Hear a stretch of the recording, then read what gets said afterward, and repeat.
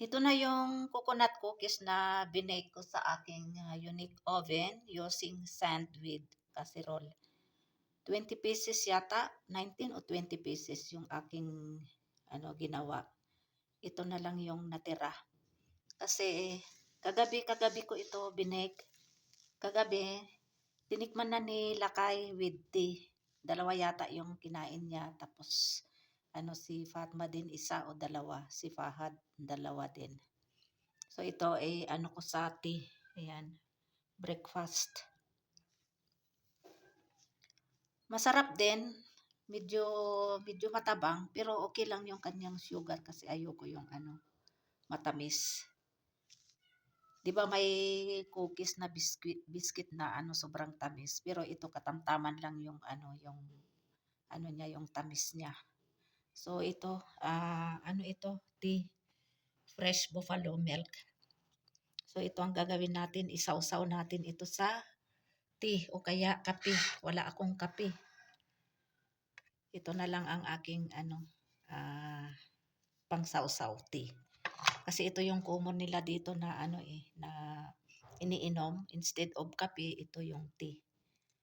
Ayan, isawsaw natin ganyan, sawsaw oh. Ganito sila dito kakain, sinasawsaw nila pati yung bread o kaya tinapay, sinasawsaw talaga nila. 'Di ba sa atin hindi sinasawsaw? Pero ito isawsaw ko kasi medyo siya, medyo matigas pero okay naman. Pag masarap naman pag isawsaw mo ito sa sa tea. Bismillahirrahmanirrahim. Mm.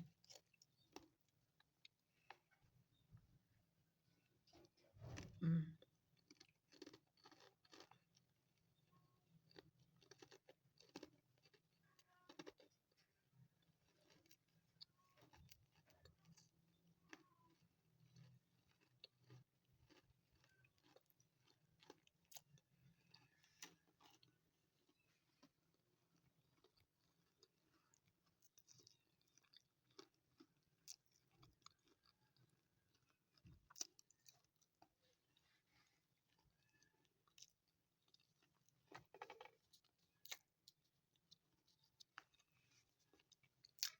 Sabay higop ng tea.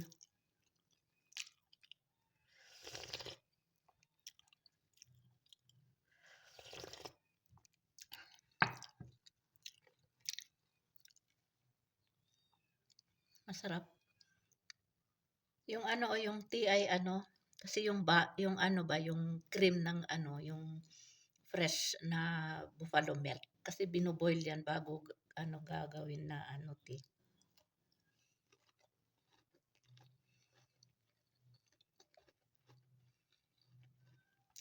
Parang din, cookies, coconut cookies.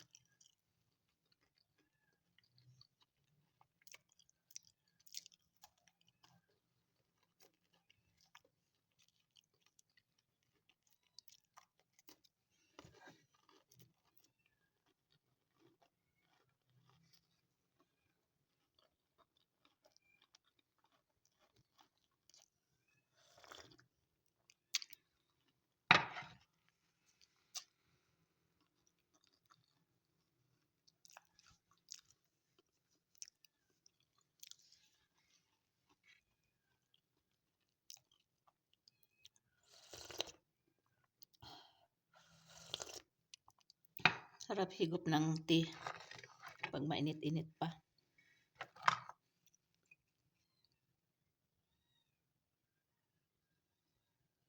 Mamaya na naman ito. Kakainin ni Lakay. Niya sa tea. Mamaya pag tanghali o kaya gabi. Kasi may pinuntahan siya ngayon.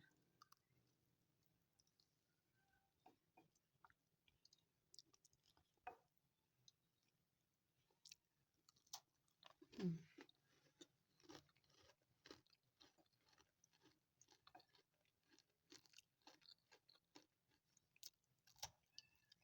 Mm. Mm.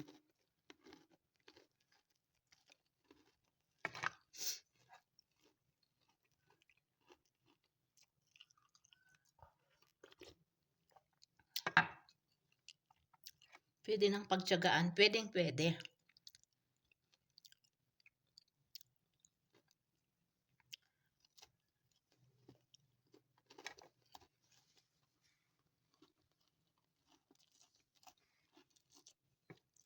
Kasi parang cookies na din ah.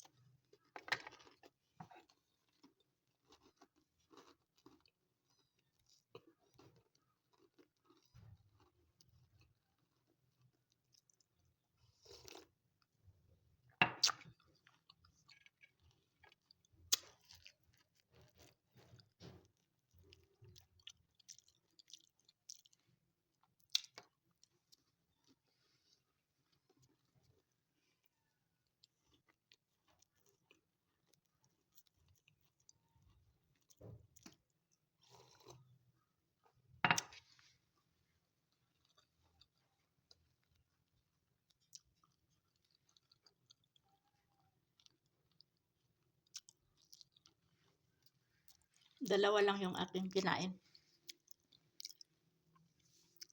Itira ko ito kay Lakay, kay Fahad, kay Langga at saka si Fatma.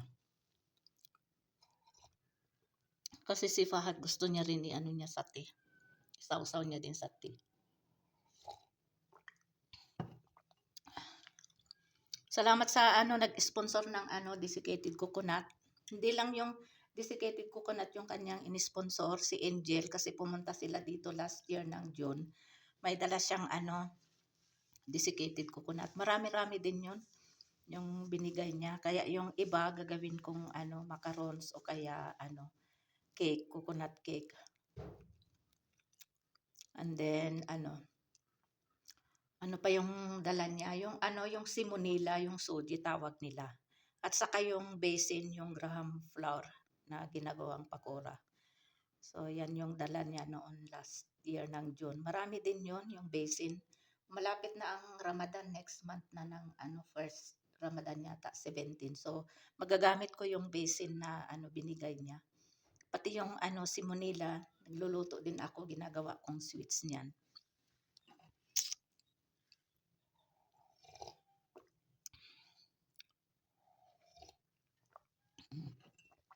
Ayan. Isang mug na tea with fresh milk ng buffalo.